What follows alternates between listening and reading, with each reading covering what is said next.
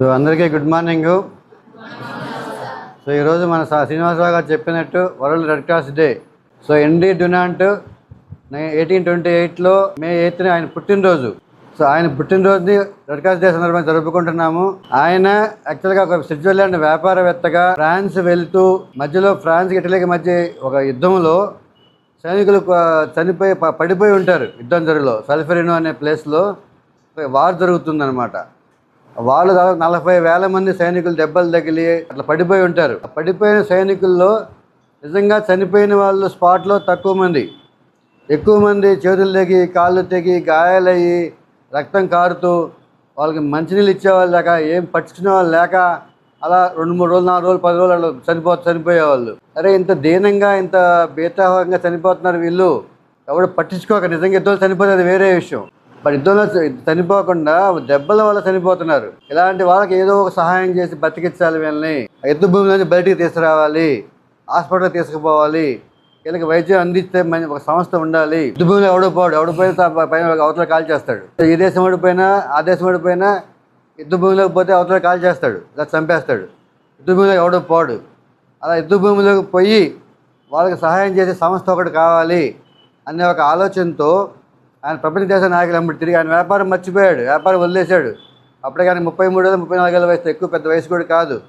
కానీ వ్యాపారాన్ని వదిలేసి యుద్ధ భూమిలోకి వెళ్ళి సహాయం చేసే సంస్థ కావాలని చెప్పి అన్ని దేశాల నాయకుల్ని కలిసి స్విట్జర్లాండ్లో జెనీవాలో నాయకుల మీటింగ్ పెట్టి 1863లో రెడ్ క్రాస్ సంస్థ అనేది ఫామ్ చేశారు. దానికి ఒక ప్లస్ గుర్తుని ఫామ్ చేశారు.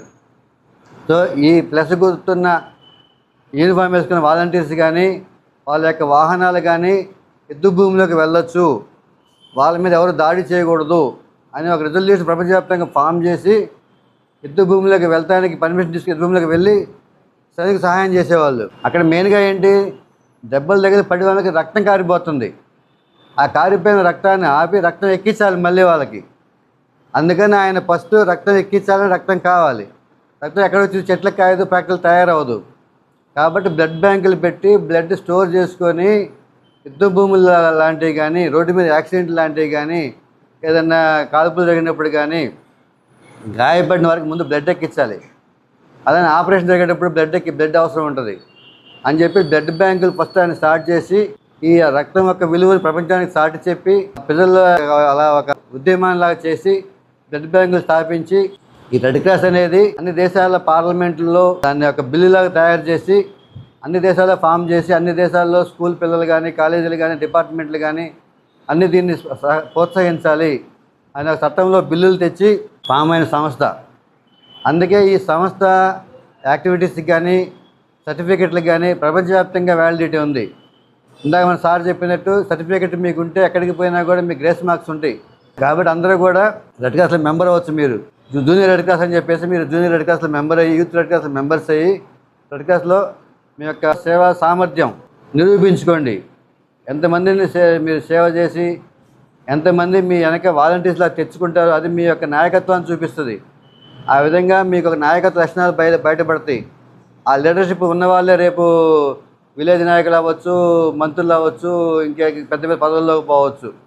సో మీలో నాయకత్వ పట్టిమ డెవలప్ అవ్వాలంటే రెడ్ క్రాస్ సహాయపడుతుంది. ఇది ఒక ప్రపంచవ్యాప్తమైన ప్లాట్ఫామ్. మీ ఊరి మీ స్కూల్ దగ్గర నుంచి ఎక్కడికైనా మీ శక్తిని, మీ సామర్థ్యాన్ని నిరూపించుకోవచ్చు.